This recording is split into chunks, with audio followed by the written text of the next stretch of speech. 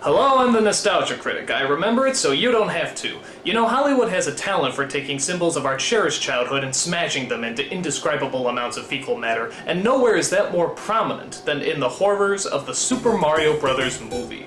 The game, about two Italian plumbers who rescue a princess from a dragon, was such a huge hit that they put it on everything. Candy, magazines, comic books, the works. So it only figured to put together a Super Mario Bros. Movie as quickly as possible. And when we saw the trailer for this movie, we realized it wasn't just Super Mario Bros. It was Super Mario Bros. On steroids. I'm serious, dude. This movie was packing with flamethrowers, rocket boots, giant monsters, and a badass-looking city. So naturally, we got hyped. It was opening day, there were lines around the block, and we were ready to see the badass action film of the year. We sat down in our seats, and the film began. Alright, the traditional Mario music. This is gonna be just like the game! A long, long time ago, the Earth was ruled by dinosaurs. They were big, so not a lot of people went around hassling them. You know, it just don't get no better than this. Then, a giant meteorite struck the Earth. Goodbye, dinosaurs! But what if the dinosaurs weren't all destroyed? What if the impact of that meteorite created a parallel dimension where the dinosaurs continue to thrive and evolve into intelligent, vicious, aggressive beings? And hey, what if they found a way back? Oh my god, this movie's gonna blow.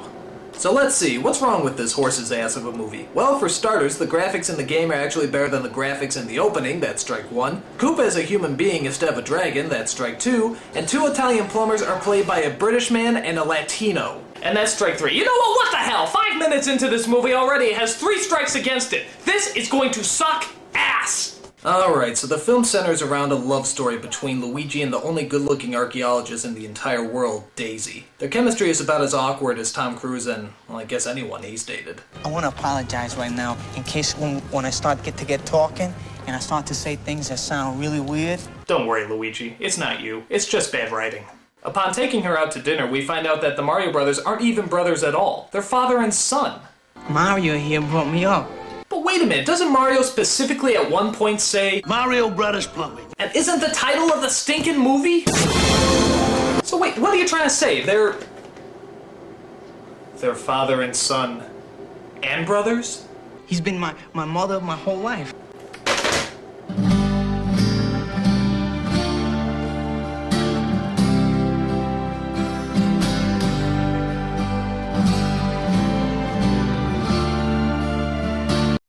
You're messed up, movie. You're fucking messed up! So after that incestuous moment, we find that Daisy is abducted and taken to a parallel world where humans evolve from lizards instead of evolving from monkeys. Suck on that creationism! And in the horrifying city of... name not announced, there's an evil Tyrannosaurus Rex known as King Koopa, played by Dennis Hopper. Only he doesn't breathe fire and throw hammers like in the video game. No, this Koopa is more like a mix between Donald Trump and Dr. Evil. See you later, alligator. Disney's Reluctant Dragon would have been scarier than this. Oh, how nice! His plan is to merge our 2 dimensions together and de-evolve mankind. He does this by using a rock from a meteorite that hit Earth thousands of years ago that Daisy apparently keeps around her neck, or some shit like that. I don't know. I'm usually asleep at this point. Stupid. His evil henchmen in this movie are creatures known as Goombas. And I have to admit, I honestly think they went out of their ways to make sure these creatures look nothing like the original game. It's like they're trying to piss us off. Yeah, bet. Name! Mario. Last name. Whoa, we're gonna hear Mario's last name? Dude, we've never heard Mario's last name before. This ought to be interesting. Cool, alright, so, what's Mario's last name? Mario. Yeah, now what's your last name? Mario. No, what's your last name? Mario. No, okay. What's your first name? Mario. Alright, now what's your last name? Mario. Fuck you. What's your first name? Luigi. And what's your last name? Mario. Shut up! What's your last name? Luigi Mario. Those are both first names. What's your last name? Mario. Shut it! What's your full name? Luigi Mario. Those are both first... Okay. What's your first name? Luigi. And what's your last name? Mario. Shut the fuck... What's your full name? Luigi Mario. What is this, an Abbott and Costello routine? It's Mario and Luigi Mario. Are you fucking kidding me? They couldn't think of last names, so they just gave them their first names again? That's like something a kid writes down when he doesn't know the answer on a test. Mario's last name is Mario, and Luigi's last name is Mario too, because they're brothers, you see. Wait, no. Father and son. Now, one of the things you might be asking yourself is why in this version, as opposed to the game, is it Luigi that ultimately gets the hot princess booty? I mean, who does that leave Mario with? Wah! Whoa, boy! Sorry, Mario, but our princess is in another White Castle.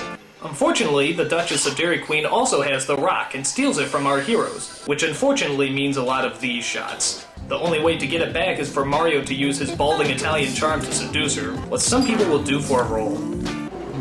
Sadly, though, most of the performances in this movie are downright terrible. I mean, I love Bob Hoskins, but half the time it sounds like he's coughing up a hairball. Hey, what is this? Get out of here! And every time I hear that New York accent, I keep expecting Roger Rabbit to pop up. But by far, the biggest award for killing a performance goes to the Poopa Scoopa Koopa himself, Dennis Hopper. It's literally like he woke up every morning and just said to himself, I'm not going to act today. I don't know what I'm going to do, but it's not going to be acting. In fact, we haven't seen Dennis Hopper in a while, have we? But what do you expect when you're in movies that have you saying lines like... Let's hear that again. And this is why you don't see Dennis Hopper anymore. In fact, if you watch it in slow motion, you can actually pinpoint the moment where his career implodes in on himself. Watch.